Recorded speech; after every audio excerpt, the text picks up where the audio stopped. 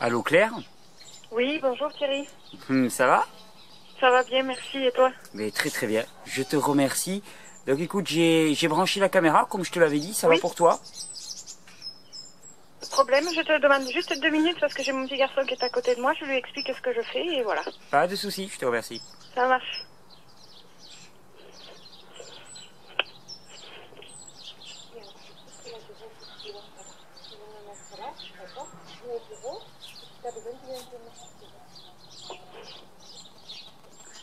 C'est bon. Merci, merci. De rien. Bon alors Claire, dis-moi, est-ce que voilà, on a échangé un petit peu par email. J'ai Oui. entendu parler de toi aussi par une tierce personne qui t'a pas mal accompagné, j'ai l'impression, Thierry, qui t'a. Oui, qui m'a mis le pied à l'étrier, on va dire. Ouais ouais, Ou qui m'a remis le pied à l'étrier. ouais, Oui. ouais, un autre Thierry, on va dire, hein, puisque Oui. qui est pas d'ambiguïté et Non, qui m'a un petit peu, Thierry L. qui m'a un peu parlé de ce que ce que tu avais vécu et ainsi de suite et du chemin que tu avais accompli. Ça m'a paru vraiment très très intéressant. Alors si tu veux nous en dire quelques mots un petit peu, de nous présenter un peu le contexte. Alors, pour situer la problématique, ma problématique, c'est un diabète de type 1 qui est survenu il y a maintenant 22 ans, alors que j'avais une vingtaine d'années, survenu de nulle part, puisque j'avais un mode de vie plutôt équilibré, on va dire, bon, pas forcément au sens où toi tu le présentes, mais disons que je mangeais à la vapeur douce. J'étais déjà affranchie des produits laitiers. Oui, d'accord. Tu étais quelqu'un d'attentif quand même. Oui, enfin, disons, dans ma famille, on était assez attentifs à ça. Et ben, j'ai eu un parcours, c'est mon parcours professionnel en fait, qui a été un des déclencheurs de mon diabète. Alors, je vais pas rentrer dans le détail, mais on n'a pas eu d'explication précise, mais disons qu'il y avait probablement un terrain et puis qu'il y a eu une petite faiblesse à ce moment-là. Alors attends, quand tu dis que c'est ton contexte professionnel, c'est-à-dire que qu'est-ce qu'il avait de particulier? Qu'est-ce qu'il y a dans ton contexte professionnel, d'après toi, qui a été à l'origine de ce diabète? Alors, j'ai changé radicalement de régime alimentaire. D'accord. J'ai été confrontée au stress. Oui, voilà, parce que j'allais te dire, on en parlera peut-être si tu veux, hein, mais il y a énormément de diabètes qui sont ce que j'appelle moi des diabètes neurologiques, c'est-à-dire qui sont liés à des problèmes de stress en grande partie, des problèmes nerveux et qui sont aggravés par le régime alimentaire, mais qui sont en réponse directe aux situations de stress. On en parlera tout à l'heure. Donc ça correspond bien, ça correspond vraiment bien. Oui, ça correspond complètement. Et puis, il y avait un aspect psychologique en plus du stress qui était l'envie de bien faire. Et qui a toujours été l'envie de bien faire. Ouais, ça reste un stress pour l'organisme aussi, hein, quand c'est poussé trop loin. Oui, c'est vrai qu'on peut le rattacher comme ça. Donc, je suis tombée malade. Ben, en fait, du jour au lendemain, je n'avais pas de symptômes. En tout cas, je ne les ressentais pas. Et c'est une analyse médicale qui a révélé la problématique. J'ai eu un traitement un peu particulier puisque j'ai fait 4 ans d'antidiabétiques oraux avant de passer à l'insuline. Et je me suis fortement amaigrie puisqu'avec les antidiabétiques oraux, je n'avais droit à quasiment aucun sucre, on va dire, tels qu'on les conçoit en général. Donc des sucres, on va dire, rapides, comme eux les conçoivent. Mais par contre, on te recommandait les céréales, les choses comme ça. Bien sûr, on m'a recommandé tout ce qui était féculent. D'accord, bon. Ok, on en parlera après. On va en profiter. Moi, avant, etc. Enfin, ou très peu, ou en tout cas de manière raisonnée. Ouais. Voilà. Ensuite, j'ai été obligée de passer à l'insuline. Enfin, j'avais atteint une maigreur, que moi je qualifie de maigreur puisque je pesais 49 kilos pour 1m65. Oui. Et que j'avais dans mon milieu professionnel toujours le même. Un prérequis, c'est-à-dire qu'il fallait que je fasse des activités sportives régulièrement et que je sois au top de ma forme en permanence, quoi. Ah, donc très exigeant. Oui, voilà. D'accord. Donc, en fait, je me suis jetée, après pour les antidiabétiques oraux, juste pour finir, une fois qu'on m'a autorisé l'insuline, qui autorisait un petit peu plus de sucre rapide, entre guillemets, oui. Pareil, je me suis jetée sur les graisses. Bah, tu étais amoindri, tu étais extrêmement affamé, tu étais extrêmement affaibli. J'avais faim. T'avais faim, tout bêtement. Je passais dans un rayon et des camemberts que j'avais jamais mangés, et ben je les mangeais alors que j'étais plus du tout sur du portage de laitier, tout ça. Ouais. Mais mes courses n'étaient faites que de produits gras.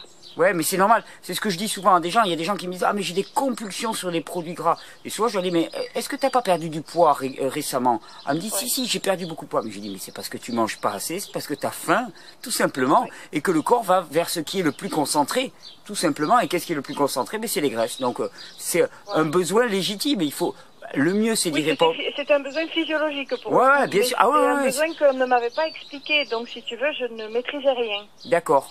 Et ma pathologie me donne aujourd'hui, 20 ans après, donc l'impression d'avoir complètement subi. Et j'ai regardé quelques-unes de tes vidéos et si tu veux, ça a été un petit réveil en douceur, mais un réveil tout de même que je trouve important. C'est-à-dire que maintenant, j'ai dit stop, j'arrête de subir. Ouais. Donc, mais dans plein de domaines. Donc après c'est un chemin de vie, comme tu le dis. Oui, et, oui. Et cette alimentation que j'avais essayée avant mon diabète, c'est-à-dire que j'avais fait des monodiètes, j'avais fait des jeûnes, mais je n'étais pas malade à l'époque. Donc tout ça, je le connaissais. Mais si tu veux, pour moi, ça faisait partie d'une vie, on va dire, saine. Et je n'ai pas cherché, lors de ma maladie, pendant ces 20 ans, à revenir à ça. C'est amusant, hein. C'est amusant qu'on n'y pense pas d'une certaine manière, tu vois. On a l'impression que c'est une situation exceptionnelle, la maladie, quelque part. Oui.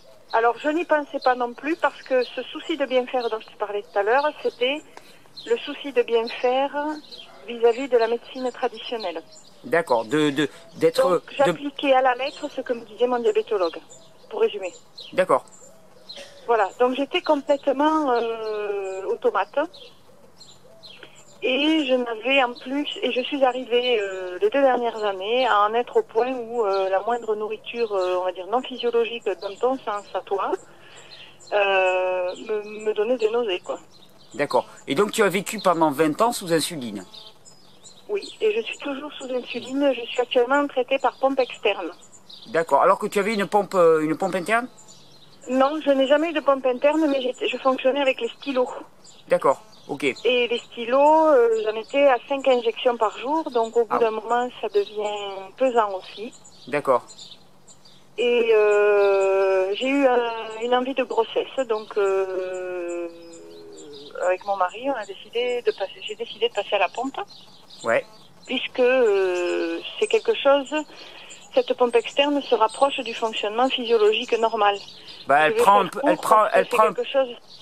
peu le relais du pancréas. C'est ça. C'est-à-dire qu'un homme naturellement constitué, avec un grand H, sécrète en permanence un fond d'insuline. Voilà, il y a une espèce de niveau, comme une sourdine un petit peu de production, qui reste. Exactement et puis après, il y a les pics au moment finalement où il y a une prise alimentaire et où l'information est envoyée au pancréas. Où il y a un apport glucidique, absolument. D'accord. Donc la pompe a cela de très confortable, à mon sens, c'est que moi, ça m'a permis d'équilibrer un peu plus mon diabète, étant donné que j'étais plus proche de ce qui se fait normalement, puisque d'après les médecins, mon pancréas ne sécrétait plus du tout d'insuline. D'accord. Ça, c'est le concept de base. Et donc, il existe ce tapis d'insuline, ce petit, je ne sais plus comment tu l'as appelé. Ouais, c'est ce niveau de base, ce niveau niveau de base est en permanence sécrété et correspond à l'insuline pour vivre. C'est-à-dire que si je ne mange pas, dans le cas d'un jeûne par exemple, un jeûne court, 3 jours, pas plus, parce qu'après il y a d'autres phénomènes qui se mettent en route, mais par exemple 3 jours, je n'ai pas besoin de toucher à ce réglage de base qui a été fait avec les médecins à l'hôpital par rapport à mes besoins. Je peux l'adapter si mes besoins changent du fait de ma manière de vivre, etc. Mais sur 3 jours, je n'ai pas besoin de toucher à ça et je fonctionne très bien. Oui, il n'y a pas de yo-yo, il n'y a pas de pic, il n'y a pas tous ces à-coups qui sont absolument affreux pour les diabétiques. Parce qu'il est très bien réglé. D'accord. L'autre apport d'insuline par rapport au pic que tu mentionnais, c'est, alors on va dire les 3 prises quotidiennes, puisque j'étais encore récemment sur ces 3 repas quotidiens, promus par l'équipe médicale.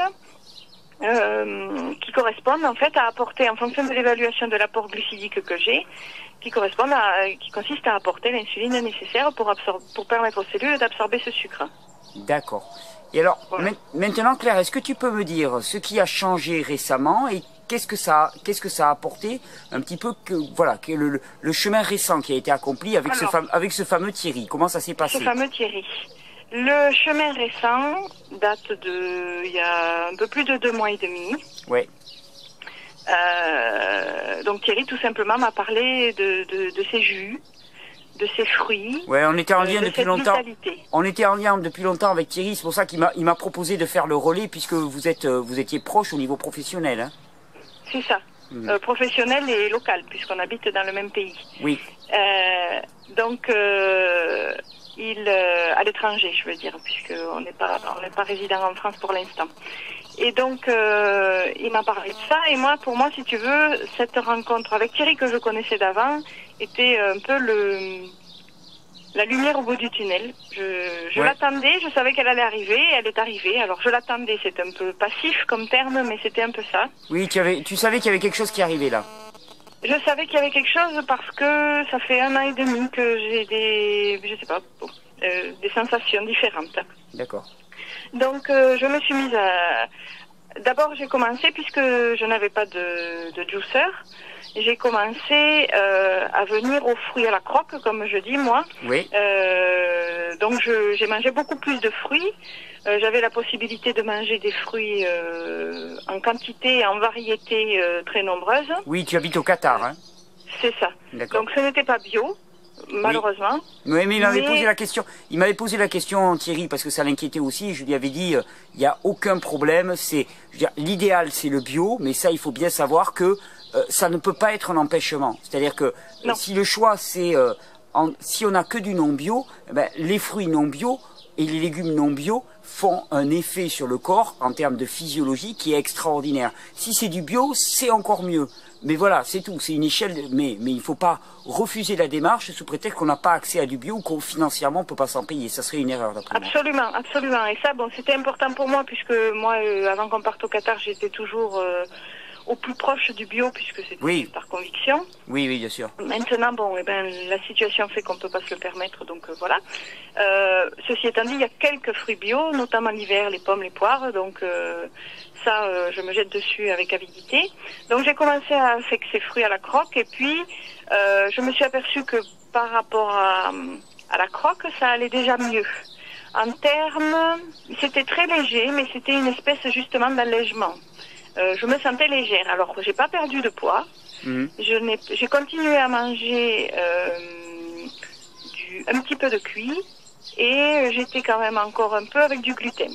D'accord. Puisque moi, les produits laitiers, comme j'ai dit au début, étaient loin de moi depuis très longtemps. Ensuite, la viande, j'étais de toute façon de moins en moins attirée, donc voilà, il n'y en a plus. Donc j'étais sur un régime cru-cuit avec un peu de gluten toujours. D'accord. Voilà. Donc plus légère. Je ne saurais pas comment l'expliquer. C'était vraiment à l'intérieur. C'était pas par une référence aux vêtements. C'était pas une référence par rapport à une forme. Tu te sentais mieux dans ta peau. Tu te sentais mieux dans ta peau. D'accord. Voilà. Et puis grâce à Thierry, nous nous sommes procurés des juicers. Ouais. Et là, c'est parti. C'est-à-dire que en 1 mois, j'ai diminué presque de moitié. C'est-à-dire que j'étais à 52 unités d'insuline par jour. Et je suis actuellement entre 30 et 32. Ah, pas mal. Et a priori, selon tout ce que je connais, et donc c'est ce que j'en avais discuté avec Thierry là, quand il m'avait demandé des prévisions, je lui avais dit que normalement, en théorie, dans les 6 mois, tu devais être en dessous de 20 unités. Voilà, donc je suis sur la bonne voie. Donc tu as divisé pratiquement par 2 déjà en 1 mois, quoi. C'est assez impressionnant. En 1 mois, voilà. Alors au début, je reviens à ce souci de bien faire parce que pour moi, et d'ailleurs, attends, excuse-moi, je rajoute quelque chose, c'est clair, pour que les gens comprennent bien. Si tu as diminué ta quantité d'insuline, c'est pas une décision a priori, c'est que ton corps n'en a plus besoin que de la moitié. Parce que de toute façon, tu ne pourrais pas te permettre de jouer avec ça. C'est que vraiment tes besoins ont été diminués de moitié. C'est-à-dire que il y a à la fois une production d'insuline qui a été relancée et que eh bien, la réponse insulinémique, les besoins insulinémiques réellement donnés par cette alimentation sont moindres et que les à-coups et les pics et les demandes sur le pancréas sont moindres. Et là, c'est une preuve vraiment manifeste et qui est belle. C'est pour ça que ton témoignage est si beau. Voilà. Alors la production d'insuline, Oui. quand j'ai stipulé tout à l'heure que les médecins allopathes disaient que mon pancréas ne sécrétait plus suite à leurs analyses par rapport aux anticorps, etc., j'avais une autre version par un kinésiologue qui m'avait dit non, non, ton pancréas fonctionne encore à 25%. Oui. Donc j'avais gardé ça dans un coin de ma tête et je savais pas quoi en faire. Et en fait, cette lumière au bout du tunnel me dit tu peux régénérer. Oui, mais donc tu sais... si tu peux régénérer et que tu pars pas de zéro, c'est mieux que si tu peux régénérer et que tu partes de zéro. Oui, non mais Claire, donc moi en j'avais pratique... mon petit 25% qui était là, toujours quelque part, parce que il y avait des phénomènes inexpliqués dans mon diabète traditionnel, on va dire. C'est-à-dire que j'avais des moments où j'étais incapable d'expliquer l'hypo ou l'hyper. Oui, Claire, je voulais juste ajouter qu'en fait, c'est très très rare qu'une personne ait 0% d'insuline au niveau de son pancréas. À titre personnel, je ne l'ai jamais vu dans toutes les interactions que j'ai eues avec des gens. C'est au minimum des 25-30%, c'est-à-dire qu'il n'y a plus qu'un tiers de production d'insuline. Mais alors, c'est beaucoup plus confortable de dire qu'il n'y en a pas et de le nier, mais il y en a toujours un petit peu. Il y en a toujours un petit peu. C'est surtout très confortable de ne pas informer les gens sur les autres possibilités ou sur les peut-être. Après, chacun se détermine. Voilà, exactement. Ça, c'est ma perception. Exactement. Voilà, c'est ma perception au jour d'aujourd'hui parce que j'arrive à ouvrir les yeux. Alors, c'est concomitant avec les jus. Est-ce que c'est dû au jus ou pas? Sûrement. Je pense, parce que effectivement, au niveau psychique, aussi, quand tu disais que tu en avais assez de subir, j'allais te dire que la voie que tu as choisie, c'est une voie d'affranchissement et de libération vitesse grand V. Oui. Et j'ai voulu, comme par le passé, bien faire. C'est-à-dire que la première semaine, je me suis lancée un peu à 100%, quoi. Oui. Ça a été un peu fort. Oui, je me souviens. Oui, oui. Ça a été un peu fort. J'ai eu pas mal de détoxination. Alors, comme la sphère digestive et éliminatoire n'est pas encore parfaitement au top, j'ai eu pas mal d'élimination sous forme d'eczéma, etc. Mais j'étais déjà sur un terrain eczémateux dans ma jeunesse. Ça saturait pas mal, oui. Ouais, ça saturait, ça saturait. J'ai pas été surprise puisque c'est ressorti exactement aux endroits où ça sortait à l'époque. Donc, pas de surprise désagréable, sauf que l'eczéma était mon ami, du coup. Oui, tu l'as considéré autrement, quoi. Tu la voyais vraiment comme une élimination. Exactement. Ouais, très bien. Mais grâce aux vidéos, parce que je n'aurais pas vu les vidéos à ce moment-là, je pense que j'aurais été un peu plus soucieuse. Ah, c'est le but, c'est le but, c'est de permettre à chacun de comprendre ce qui se passe, non pas de se substituer puisque c'est toi qui fais le chemin et ça c'est très important, mais par contre d'apporter un petit peu des petits cailloux blancs pour dire attends, ce que tu vis là, il y en a d'autres. Donc quelque part si on sait à quoi s'attendre et si on comprend le phénomène qui se passe, ça nous permet de le regarder comme tu le dis, d'une toute autre façon. L'eczéma était devenu ton ami, tu disais ben voilà, je constate que effectivement, et tu comprends ce qui se passe et tu n'es plus du tout victime. Et là ça change totalement la donne. Oui, puis c'était même plus que ça, c'était un baromètre, c'est-à-dire que je savais quand est-ce qu'il fallait que je revienne un petit peu aux légumes cuits, quand est-ce qu'il fallait que je calme un peu la donne au niveau... écoute, si les vidéos t'ont permis de comprendre ça, c'est un cadeau que tu me fais en disant ça, parce que vraiment c'est tout le but, quoi. C'est de permettre à chacun d'avoir sa propre compréhension et d'avoir ce fameux baromètre, mais d'avoir cette compréhension du baromètre, parce qu'en fait, tout nous est indiqué. Je dis souvent que c'est notre tableau de bord, quoi. Ce que l'on perçoit de notre corps, les douleurs et ainsi de suite, c'est directement notre tableau de bord. Et si on arrive à l'analyser comme ça, mais alors on est dirigé d'une manière qui est parfaite, qui est vraiment parfaite. On n'a besoin d'aucune autre indication et toutes les analyses internes et tout ne sont pas vraiment nécessaires la plupart du temps parce que on ressent, on le voit, ça se manifeste et on sait dans quelle direction aller. On accélère, on ralentit, on met le paquet un moment, d'un seul coup, hop, on se dit non là j'y suis allé trop fort, hop, je réintroduis un peu de cuit, et on joue avec ça, et c'est une forme de danse là, et on colle au réel, et c'est chouette, c'est vraiment chouette, et ça rend la chose efficace et pas trop inconfortable, parce que le but c'est pas de souffrir du tout. Non, non, puis en plus, bon, moi j'avais besoin d'être présente quand même, puisque j'ai mon petit garçon, je dois m'occuper de lui l'après-midi, donc il était hors de question d'être complètement liquidé, voilà, et non, puis c'est pas sur un canapé. Non, j'avais un devoir malgré tout de présence, donc. Oui, c'est pas un passage obligé, hein, c'est pas une nécessité non, du tout. Hein. Absolument. On joue pas à qui va être le plus crevé, le plus fatigué et détoxiné le plus fort. Hein. Ah oui, non. Puis en plus, mais c'est bien parce que ça m'a aussi permis de relativiser par rapport à ce souci de bien faire. Oui. Et ça, je pense que c'était peut-être la clé des clés, le sésame, quoi. Ouais. C'est-à-dire me permettre de lâcher prise et de dire, ok, eh ben aujourd'hui, ça sera que du cuit parce qu'aujourd'hui ça va pas. Donc, eh ben c'est que du cuit. Tant pis, ou tant mieux. Et demain, on verra demain. Demain, c'est un autre jour et tu seras sûrement mieux. Et puis, j'ai la chance d'avoir le soleil. Donc, j'avais ce petit élément qui est permanent là-bas. Oui. Qui me permet de tenir aussi, qui est important. Bien qu'il soit un peu chaud, mais je m'exposais que le matin très tôt ou le soir très tard. Donc, tout à fait correct. J'ai essayé le sun gazing, mais pour l'instant, mon emploi du temps n'est pas très adapté pour arriver à ça. Mais j'en ai quand même ressenti, ne serait-ce que le temps de prendre le temps. Le temps de prendre ce temps. Voilà. C'est beau, ça, c'était important aussi. Mais parce que ça fait partie de mon stress, d'être toujours à courir après le temps. Et Claire, il y avait une chose là qui venait, puisqu'on a parlé tout à l'heure, on a évoqué la notion de diabète neurologique et lié au stress. Ce qui se passe actuellement aussi pour toi, c'est quand tu me dis que tu es en train finalement de sortir de ton statut de victime, de dépendante et ainsi de suite. Eh bien, là, il y a une véritable modification. C'est-à-dire que tu sors d'une attitude dans laquelle finalement tu étais en oppression permanente et donc les glandes surrénales réagissent à ce niveau-là. C'est-à-dire qu'il y a énormément de production d'une hormone qu'on appelle le cortisol.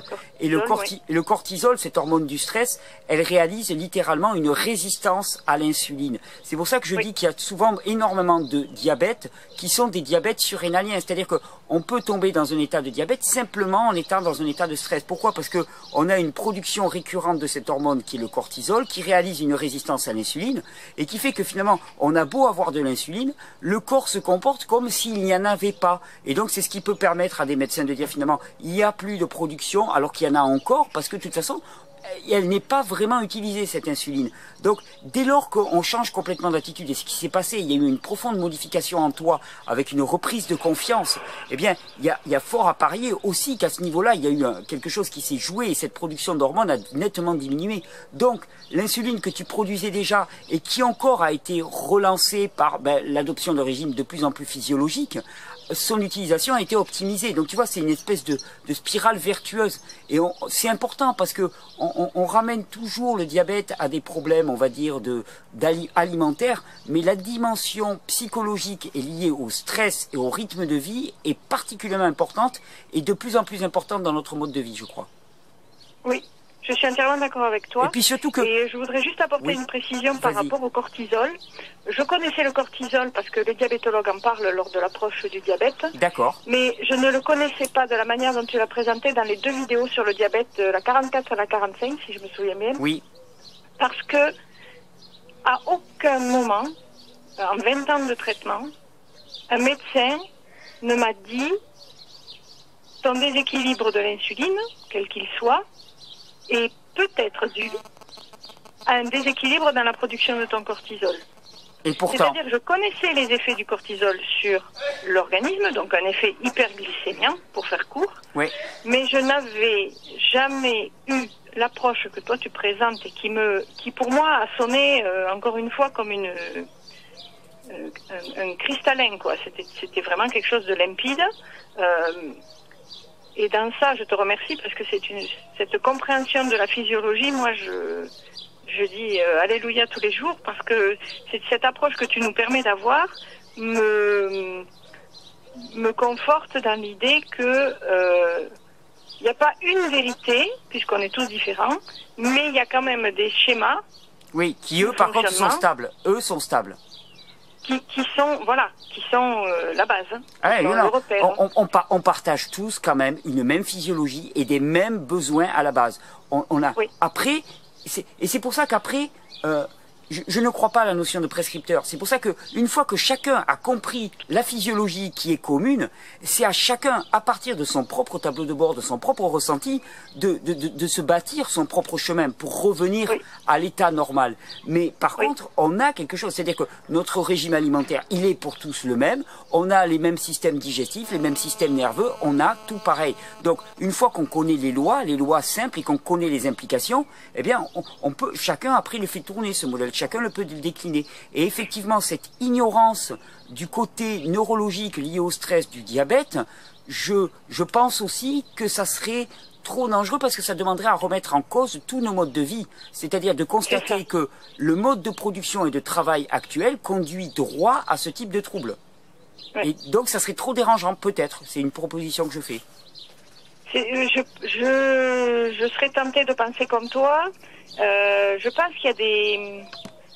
Après, il y a des sensibilités différentes chez les médecins aussi. Oui. Et je pense que... Et voir chez les infirmiers, puisque moi, mon relationnel avec les infirmiers est beaucoup plus proche que le relationnel avec les médecins. D'accord.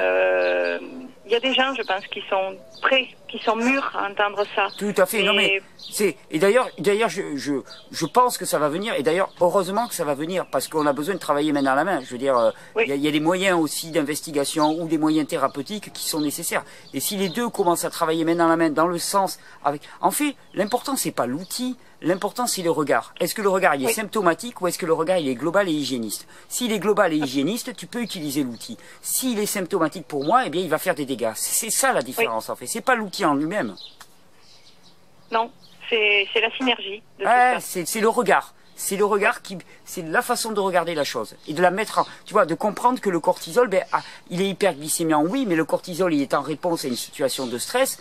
Et donc, voilà, et de comprendre tout ça. Et qu'en plus, il y a une espèce de spirale infernale, c'est que quand il y a une hyperproduction de cortisol, il y a une résistance à l'insuline, donc elle est hyperglycémiante.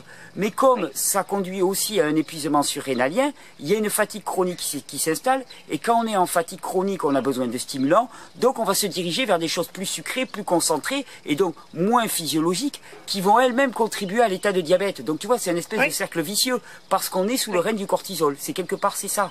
Et là, toi, par grâce, finalement, il y a eu une espèce de changement en toi, et maintenant avec les jus et ainsi de suite, donc tu as la physiologie, tu as le changement psychologique, et tout conspire ensemble, je dirais, tu vois, pour te tirer vers le haut. Quoi. Oui, tout se rejoint en un point que j'aperçois au loin encore, mais qui m'attire et qui me plaît. Bah oui. Qui est quelque chose que je ressens profondément, qui n'est pas quelque chose, juste une idée de l'esprit, quoi. Bon, et alors en pratique, là, donc tu as diminué pratiquement de moitié tes quantités d'insuline, donc ce qui est déjà extraordinaire. Au niveau, comment tu te sens? Les jus ont fait une grosse différence pour toi, tu m'as dit? Oui, moi les jus, j'ai été très surprise par l'énergie que j'avais puisque j'étais fatiguée, comme tu viens de le préciser. Bah oui, parce que fatigue chronique, parce que cortisol. Voilà. Oui. Voilà, très fatiguée. Alors j'ai eu cette phase un peu d'extrême fatigue après la première semaine puisque... comme me disait l'autre Thierry, je viens de 20 ans de maladie malgré tout, enfin de maladie, oui, de diabète. Oui. Donc je peux pas non plus péter le feu comme on dit, comme ça. Donc j'ai passé un peu le cap de cette fatigue, c'est-à-dire que dès que je m'arrêtais de faire quelque chose, j'avais envie de dormir. Alors je prenais le temps de dormir. Donc je prenais 5 minutes pour dormir, 10 minutes, autant que nécessaire. Voilà. Parce que je pouvais me le permettre, c'était en journée, donc je pouvais me le permettre à ce moment-là. Ensuite, je suis aussi passée par la phase addiction alimentaire, compulsion alimentaire, puisqu'il y avait un peu d'émotionnel dans tout ça malgré tout. Oui. Donc j'ai pas fait n'importe quoi, enfin plus ou moins, mais ça a été un axe précis, c'était les oléagineux. Donc là aussi Thierry m'a beaucoup aidé parce que lui m'a expliqué son vécu à lui. Oui, il était passé par là, il t'a accompagné de façon fantastique, hein, vraiment. Hein. Oui, vraiment. Il m'a dit, mais il m'a donné la physiologie et l'explication physiologique. Ensuite j'ai accédé à ta vidéo à ce sujet. Donc ça m'a confirmé et conforté dans ce que j'en pensais. Mais j'avais quand même besoin de faire cette expérience. C'est-à-dire que j'aurais pu l'écouter simplement et me dire j'arrête les oléagineux, c'est idiot. Et puis en fait non, il a fallu que j'aille au bout. Alors voilà, donc j'étais dans cette compulsion des oléagineux. Mais je me suis aperçue que mon foie était fatigué aussi, puisque en fait globalement tout l'organisme était fatigué. Mais oui, et tu sais que c'est marrant parce que si au travers de cette vidéo, il y avait énormément de personnes qui comprenaient que la fatigue chronique, le stress, eh bien, le diabète peut être une réponse à ça, c'est une manifestation de ça. Donc, parce que j'arrête pas de dire que finalement, j'ai fait encore une vidéo récemment pour dire que c'était à la base de tout, du montée d'acidose. Pourquoi? Parce que ça bloque le fonctionnement rénal et que la congestion augmente. Mais comprendre vraiment l'influence majeure qu'a le stress dans nos vies, c'est-à-dire que le diabète, toutes ces manifestations qui sont diverses, n'ont qu'une seule et même cause souvent, ou en tout cas ont beaucoup à voir avec cette cause-là, qui est la fatigue chronique. Parce que quand on est en fatigue chronique en situation de stress, comme je le disais aussi, le fonctionnement rénal diminue, l'acidose augmente, et l'acidose, elle a aussi une influence sur le pancréas. Donc, il va y avoir une résistance à l'insuline, mais moins de production d'insuline aussi. Pourquoi? Parce que le pancréas est congestionné, parce que les acides attaquent les îlots de Langerhans et les détruisent. Pourquoi est-ce qu'ils ne produisent plus d'insuline à cause de ça? Et donc, vraiment, on peut le mettre à la base de beaucoup de choses. Beaucoup de choses, oui. Or, quand on se rend compte que toute notre société actuellement est construite presque sur la stimulation et la stimulation permanente, on comprend vraiment qu'il y a eu une erreur d'aiguillage à un moment et que finalement toutes les manifestations qu'on appelle maladies actuellement sont en grande partie le fruit d'un mode de vie qui ne respecte pas les temps de repos de l'organisme. C'est tout. C'est juste ça quelque part. Excusez-moi, attends. D'accord, on va aller voir. Oui, excusez-moi, je suis entièrement d'accord avec ce que tu dis. En plus de ça, je rajouterais que moi j'ai vécu le diabète et je pense que d'autres maladies, comme par exemple les maladies de la thyroïde où il y a un traitement lourd, etc. Moi je l'ai vécu comme un carcan. Oui. En tout sens, c'est-à-dire que j'avais plus de spontanéité puisqu'il fallait que je réfléchisse à tout avant de partir. Tu étais dans la peur. Tu étais dans la peur. Voilà, dans la peur. Et cette peur s'est manifestée. Cette peur s'est manifestée par un vertige. C'est-à-dire que je faisais petite des randonnées en montagne, en haute montagne, et du jour au lendemain, du moment où je suis tombée malade, j'ai été sujette à un énorme vertige. C'est-à-dire que je pouvais quasiment même plus monter sur une échelle, quoi. D'accord. Voilà. Donc ce carcan, je suis en train de m'en désincarcérer petit à petit. Je suis au jour d'aujourd'hui sur, on va dire, 85% de cru. Oui. Je n'ai plus de produits laitiers, je n'ai plus de produits animaliers.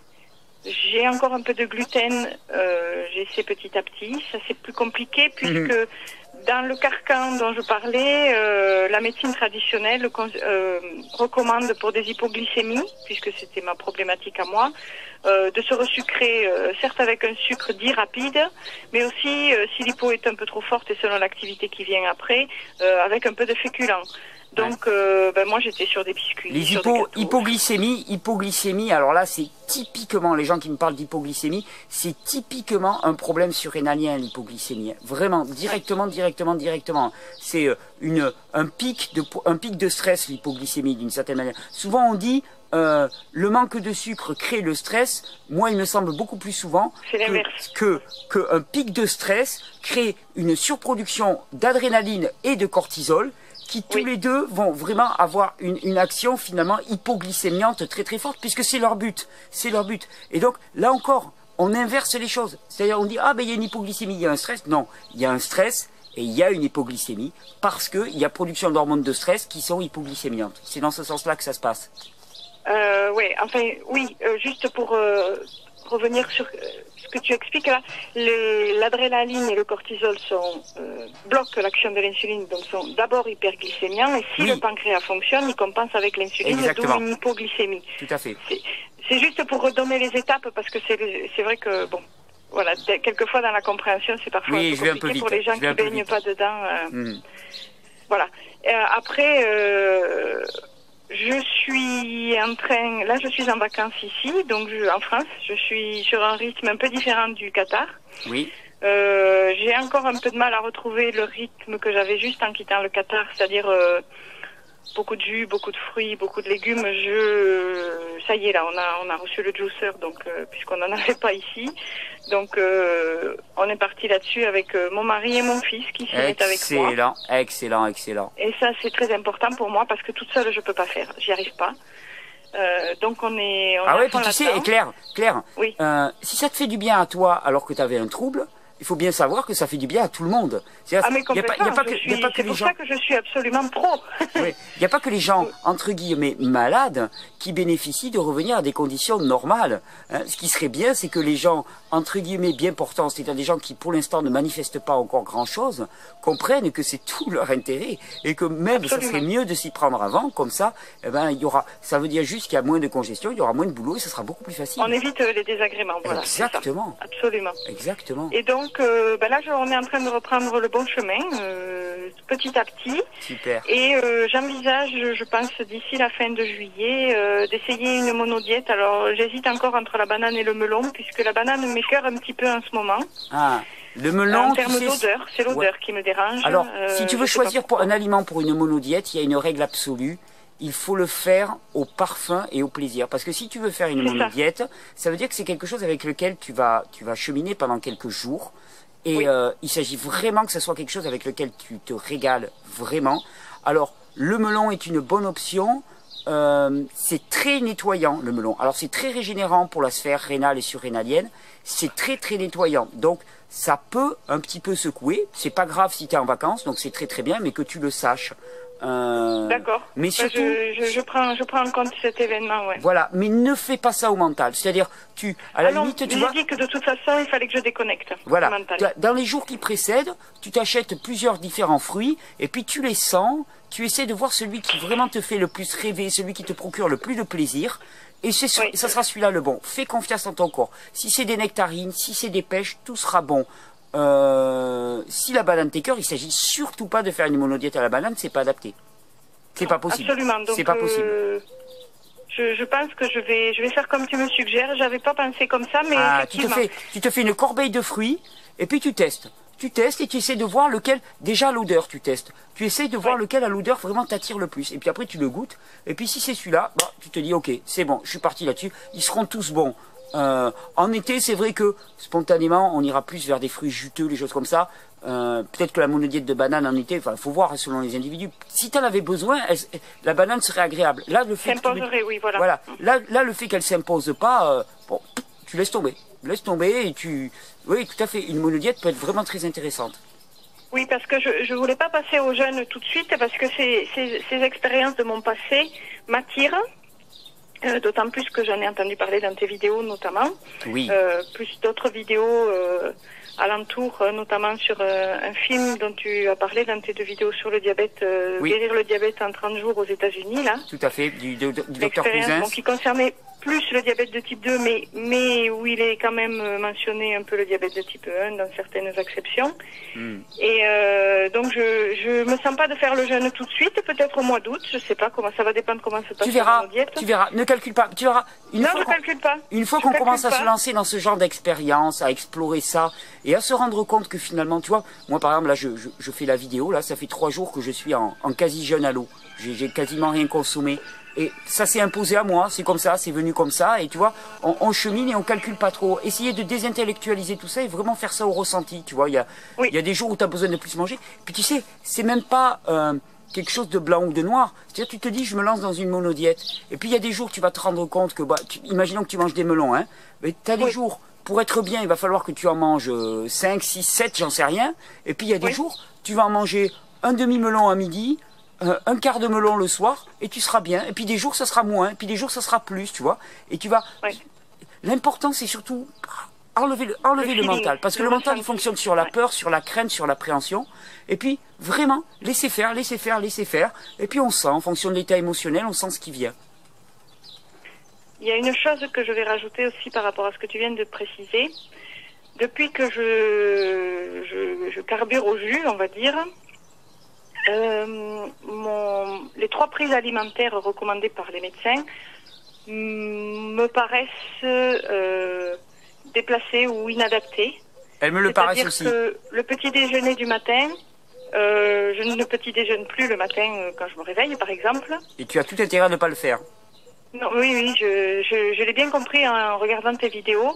C'est-à-dire que c'était quelque chose, c'était vraiment le moment de la journée où j'avais des nausées les plus flagrantes. Ouais, mais tu as compris, j'en ai parlé, il y a au petit déjeuner du matin, c'est le pire moment de la journée pour manger. Pourquoi? Parce que on a des cycles de production hormonaux dans le corps et entre 6h et 9 heures à peu près, eh bien, il y a un pic de production de cortisol, naturellement. Naturellement, c'est ce qu'on appelle une acrophase. C'est-à-dire que physiologiquement parlant, c'est le pire des moments pour manger. Et ce qui m'émeut, pour ne pas dire plus, c'est que c'est connu, c'est su, et pourtant, on promeut un petit déjeuner extrêmement copieux. C'est juste aberrant. C'est-à-dire que là, il y a une antinomie complète. On te dit, le corps est en résistance à la nutrition, puisque le cortisol réalise réellement une résistance à la nutrition. Et il est important de prendre un déjeuner copieux avec deux sacrés mélanges complètement indigestes entre des produits protéinés, des produits sucrés et ainsi de suite. C'est juste aberrant. C'est juste aberrant. C'est deux messages qui sont complètement antinomiques. Et comme tu dis, c'est un phénomène connu et qui est expliqué puisque les diabétologues l'appellent le phénomène de l'aube. On n'a pas à manger le matin, mais on n'a pas faim. Non. Et la plupart des gens, les enfants spontanément, ils n'ont pas faim le matin. On les force à manger avant d'aller à l'école, mais on les force, c'est de la coercition, c'est de la contrainte. Et puis au fur et à mesure, ils s'y habituent. Ils s'y habituent. Mais c'est juste totalement antiphysiologique. Ça montre à quel point on est perdu et à quel point on a perdu ce lien avec notre ressenti et cette confiance en nous. C'est-à-dire que on nous dit quelque chose, il faut que tu manges le matin. Notre corps nous dit, mais t'as des nausées, t'es pas bien, tu te sens pas bien, t'as pas envie. Mais malgré tout, on nous a dit qu'il fallait le faire et on suit. On suit comme des petits élèves bien dressés. C'est uniquement ça. Et on nie les sensations de notre propre corps. C'est là où c'est gravissime. Hein. C'est qu'on nie complètement ce qu'on ressent. Donc, il est beau ton chemin, parce que c'est aussi un chemin vers ta propre souveraineté. C'est-à-dire que c'est ça, mes propres choix et ma propre souveraineté. Tu dis, mais je comprends. J'écoute les gens, je comprends ce qui se passe en moi et je trace mon chemin. Je trace mon chemin et je suis responsable de mon chemin. Je suis responsable et je comprends, je fais des choix en conséquence. Oui. Est-ce que tu utilises les plantes médicinales? Alors, j'ai commencé à utiliser... Alors, j'ai eu le tort de ne pas aller voir la vidéo que tu avais faite à ce sujet. Parce qu'en fait, je me disais, bon, il doit bien y avoir un kit pour commencer. Mais toi, tu as besoin de quoi? Donc, en écoutant les quelques vidéos que Thierry m'avait transmises au début, avant que je ne m'abonne, je m'étais dit, bon, moi j'ai besoin de lymphe. Alors, je m'étais dit, ou j'ai ressenti, je ne saurais pas l'expliquer. Lymphe, pancréas et les surrénales. Donc j'ai commencé avec ça, je les ai introduites les unes après les autres à quelques jours d'intervalle pour voir où j'en étais des doses qui m'étaient nécessaires. Oui. Et puis je pense que c'est celle de la lymphe qui a été un peu forte, donc en fait j'ai réduit un peu le dosage de la lymphe. J'en étais à une cuillère, une dosette, on va dire, de chaque par jour. Ouais. Après, tu sais, comme je le dis souvent, c'est vraiment dépendant des gens. T'as des gens qui vont pouvoir en prendre 3, 4, 5 par jour. Il n'y a pas de dose normale. La dose normale, c'est celle qui est adaptée à ton organisme à ce moment-là. Et c'est vraiment une relation que tu vas vivre avec ces plantes, avec ces choses comme ça. Et c'est à chacun de sentir. Donc, je dis toujours, tu démarres petit, hein, pour pas surdoser. Tu démarres petit, puis tu augmentes progressivement. Et puis là, tu vas sentir et tu vas développer ton ressenti. Exactement. Donc, en fait, je fais avec les plantes comme je faisais avec... avec les jus, avec les moments de repas, etc. Et là, j'en suis toujours avec celle-ci. Comme je suis en France, j'ai commandé le complément puisque je pense que j'ai vraiment un problème au niveau du balai intestinal, pour résumer. Oui. Donc là, je vais introduire doucettement le balai intestinal et je vais voir. Parce qu'en fait, j'avais une élimination, on va dire, j'allais à la selle une fois par jour avant d'attaquer les jus. Donc, moyennement constipée, on va dire. Oui. Après avoir été très je suis d'accord avec toi. Avant la grossesse. Oui, moyennement constipée, effectivement, c'est bien vu. Oui, voilà, moyennement constipée. Mais bon, je m'en satisfaisais puisque j'étais particulièrement constipée avant. Donc, je me disais, c'est toujours un peu mieux. Et en fait, il s'est passé quelque chose, c'est-à-dire que du moment où j'ai pris des jus et des fruits et légumes à la croque, comme je dis, je n'ai pas eu ce rythme d'élimination du tout. Ouais, mais bon, ça c'est normal aussi parce que tu sais, l'élimination, elle a énormément à voir avec la sphère neurologique. Le péristaltisme intestinal, il est directement lié par les contractions et donc par le système nerveux autonome.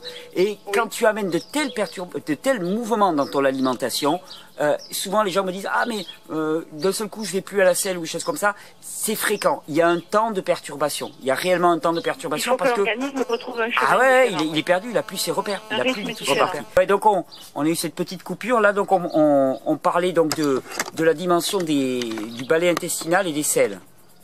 Voilà. Donc je vais attaquer progressivement ce balai intestinal, je pense, parce que j'éprouve ce besoin d'éliminer. Ouais, mais je pense, voilà. je pense, je te dis, surtout si tu as une forme de fatigue, bon, qui est en train de se réguler, et avec les jus, avec le soleil, avec le rythme, avec les vacances, bon, c'est en train de remonter, ton niveau d'énergie est en train de remonter, mais oui, je le sens, hein, parce que je suis beaucoup moins fatiguée en fin de journée. Mais c'est très bien, ça c'est l'indicateur.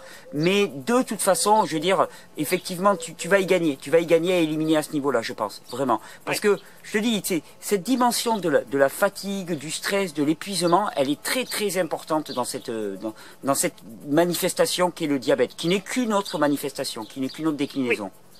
Oui. Hein. Et tu en parlais là, on parlait hors caméra là, on parlait aussi de la dimension de la peur là. C'était intéressant ce que tu me partageais, très très important. Ouais, la peur, je disais que le suivi du diabète consiste notamment en une surveillance annuelle où moi j'assistais pendant 2-3 jours avec d'autres diabétiques, tout type confondu, donc type 1, type 2, diabète gestationnel, à des petites présentations de diététique, de calcul des doses d'insuline, etc. Et où moi j'étais très demandeuse du vécu des autres. Oui. Et presque du vécu particulièrement psychologique. Parce que je me suis aperçue au fil des années, au début j'étais plus une tendance à vivre dans l'hyperglycémie confortable. Ouais. Une hyperglycémie relative, mais une hyperglycémie confortable. Et puis après, la tendance s'est inversée et il se trouve que les gens que je voyais à ce moment-là étaient dans la même tendance que moi, c'est-à-dire la tendance de l'hypoglycémie, parce que on nous présage avec un diabète le fait d'avoir les yeux abîmés, de perdre la vue, le fait d'avoir la perte de sensation au niveau des membres éloignés du cœur. Ah mais c'est la peur en permanence. Absolument. Et moi, ma crainte la plus forte était de ne pas voir grandir mon petit bonhomme. Donc, tu imagines les conséquences au niveau de la dérégulation de tout ton système hormonal, d'être en permanence comme ça dans la peur. Mais absolument. Tu sais, si je poussais le bouchon un petit peu loin, je dirais que énormément d'atteintes actuelles sont liées, parce que quand on dit finalement c'est les modes alimentaires actuels qui nous conduisent finalement à avoir des maladies de type diabète.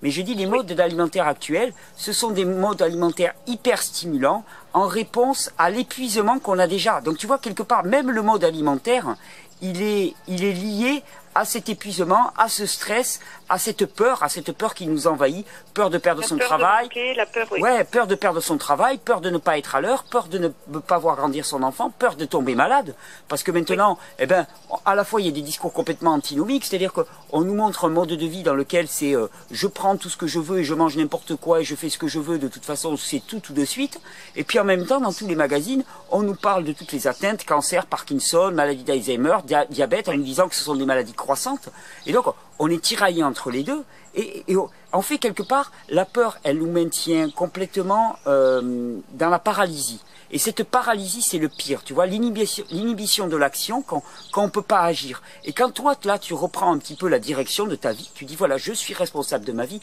là mais quelque part tu déchires le voile complètement, tu fais un pied de nez à la peur, et tu dis non mais attends, mais la peur je veux plus entendre parler, et alors tu as fait doublement le pied de nez, parce que tu t'es dirigé vers ce qu'on te décrivait comme étant les produits les plus dangereux pour toi, c'est-à-dire les fruits, les choses comme ça, qui étaient qualifiés de démoniaques quelque part. Hein. C'est dans tous les discours diététiques sur le diabète, on te dit mais c'est la dernière chose qu'il faut que vous consommiez.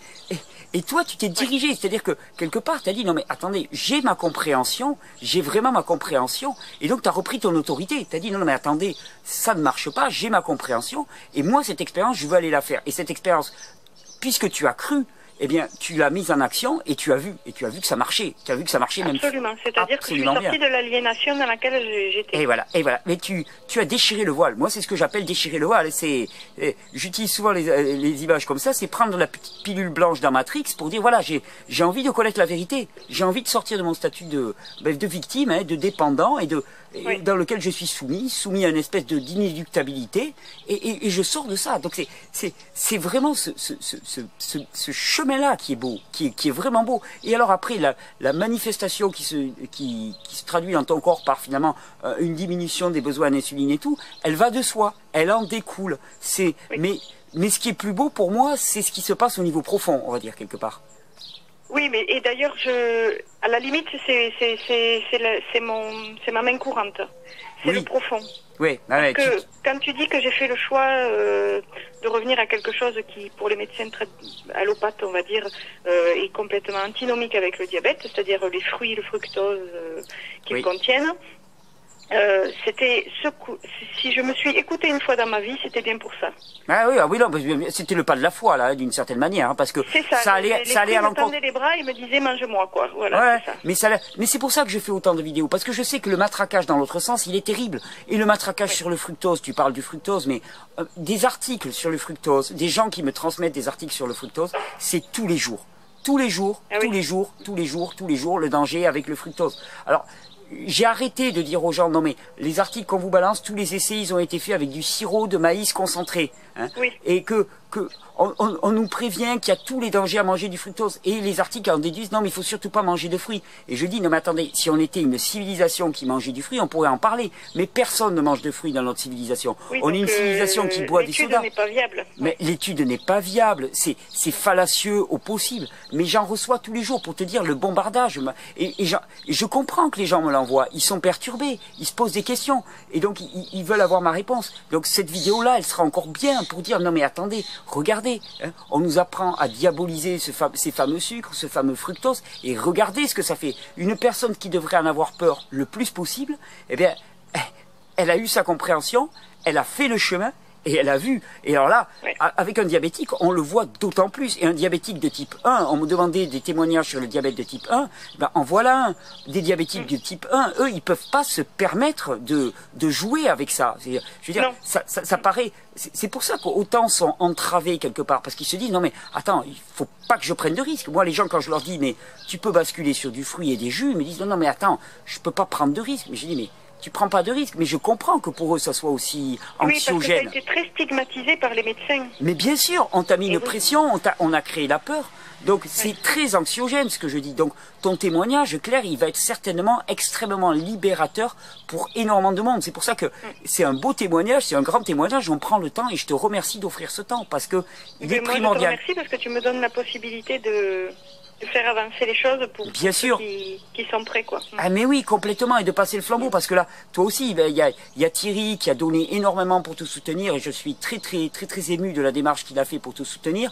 À distance, on a essayé de gérer ça comme on le pouvait, et mais voilà, c'est beau de pouvoir passer ce message, c'est très important. Mais vous avez bien fait, parce que je me sens... Ça, c'est un autre aspect de la peur et de la non-peur, c'est-à-dire que je me sens pas toute seule. Ah, mais c'est très important. Je sais que si j'ai un coup de blues ou une question ou de nouveau un petit stress par rapport à une approche un peu... Si par exemple je devais franchir le cap du jeûne, ben alors à ce moment-là, tu vois, je me dis, bon ben ok, tu peux essayer toute seule, je vais essayer toute seule, et si vraiment ça va pas, ben je sais que j'ai quelqu'un derrière pour qui peut peut-être me dire, mais non, c'est bon, c'est normal. C'est normal. Mais voilà de toute façon, voilà ce qui se passe. Par rapport aux jeunes, et pour des... je dis toujours, moi, que le jeûne, pour des personnes qui ont des faiblesses au niveau neuronal et système nerveux, ce qui est le cas, hein, parce que là, on est vraiment dans ce cas-là avec fatigue chronique et choses comme ça, il faut y aller très cool, hein, attention, parce que... voilà. Donc, l'approche de commencer par des monodiètes est bien mieux pour moi, parce que on fait un freinage en douceur, et là, on apprend à s'étalonner et à voir. Passer directement du jeûne à l'eau, par exemple, pour une personne qui est en fatigue chronique, pour moi, c'est prendre beaucoup de risques, à moins qu'on soit vraiment très bien accompagné. Parce que, ben voilà, il y a toute cette fonction de régulation de la glycémie qui est en lien avec ces glandes surrénales, qui fonctionne moyennement, ou pas du tout. Et donc on risque d'expérimenter des états vraiment assez montagnes russes, quoi. Et ça risque d'être très peu confortable. C'est pour ça que là, c'est la monodiète. Une décroissance progressive est bien mieux venue. Oui. En douceur, mais sûrement. En douceur et sûrement, et puis tu t'apprends à te connaître. Et c'est encore mieux parce que c'est toi qui vas apprendre à te connaître, à t'étalonner et à sentir ce qui est juste maintenant. Parce que tu sais, on pense intellectuellement, on se dit voilà, j'ai envie de faire un jeûne. Mais ça, c'est le mental qui le pense. Est-ce que c'est juste? Est-ce que c'est le bon rythme pour toi? On n'en sait rien. Et le seul moyen de le savoir, eh ben, c'est de s'approcher doucement et puis de voir comment tu te sens. Si tu te sens bien, ça sera l'évidence. Si tu te sens mal, ça sera l'évidence. Et au moins, tu auras fait ton choix. C'est ça. Et juste pour terminer, par rapport à l'approche diététique traditionnelle des fruits, de leur apport calorique et glucidique, Oui. Pour reparler du fructose brièvement, je me suis aperçue, moi, en ne mangeant que des fruits sur 1 ou 2 repas, où j'étais obligée d'apporter quand même un peu d'insuline, moins qu'auparavant, mais d'en apporter. Le ratio qui est donné, l'analyse mathématique, on va dire, qui est donnée et qui est publiée dans des petits bouquins d'aide de calcul, etc., n'est pas tout à fait, pour moi, ne correspond pas à ce que j'ai besoin réellement d'injecter. Oui, et même pour... Par exemple, un fruit peut valoir 7 grammes de glucides. 100 grammes d'un fruit donne 7 grammes de glucides. Eh bien, en fait, pas tout à fait. Non, pas tout à fait. Et même pour certaines personnes, pas du tout. Et c'est là où on se rend compte que ces fameuses projections, ces calculs caloriques et tout, ils sont assez fallacieux parce que on prend pas en compte toutes les données de l'organisme, les équilibres. Et le sucre des fruits n'arrive exactement pas du tout comme un sucre concentré. On dit 7 grammes de sucre et on croit qu'on a tout dit. Mais on n'a strictement rien dit. Parce que ça dépend comment il arrive, sous quelle forme, avec quelle quantité de fibres, venu de quel type de produit. Enfin, ça ne veut rien dire. Sur quel terrain aussi. Sur quel terrain, voilà. Donc ça ne veut strictement rien dire. Et c'est pour ça qu'il n'y a que l'adaptation individuelle. Et c'est pour ça que finalement, puisqu'il n'y a que adaptation individuelle, l'important c'est que chacun soit capable de créer cette adaptation individuelle. Parce que chacun se crée ses propres repères. Mais bien sûr, puisqu'il n'y a que adaptation individuelle, il ne peut pas y avoir une recette. Il y a une compréhension pour tous, mais après la recette c'est à chacun de se la faire. Et c'est ça qui est important. C'est ça. Et donc personne, aucun entre guillemets thérapeute, médecin ou quoi que ce soit ne pourra être suffisamment proche de toi pour vraiment être aussi précis que tu vas l'être toi-même. Et c'est ça qui est joyeux, c'est que le meilleur prescripteur c'est toi, quoi. Oui. Et ça, j'avoue que ça faisait longtemps que j'avais besoin de l'entendre. Maintenant, je suis sûre de ça. Donc ouais, parce que tu l'as expérimenté et tu as vu. C'est le moteur, voilà. Hein, tu as expérimenté et tu as vu. Et là, tu témoignes et je t'en remercie vraiment. Je t'en remercie vraiment énormément, Claire. Merci de me donner cette possibilité. Ben écoute, je crois que ça va être très très très utile, ce témoignage. Si tu veux bien, on refera un point dans quelques mois, d'accord? Oui, pas de problème. Hein, quand on sera passé en dessous de 20 unités. Ça marche, je te rappelle à ce moment-là.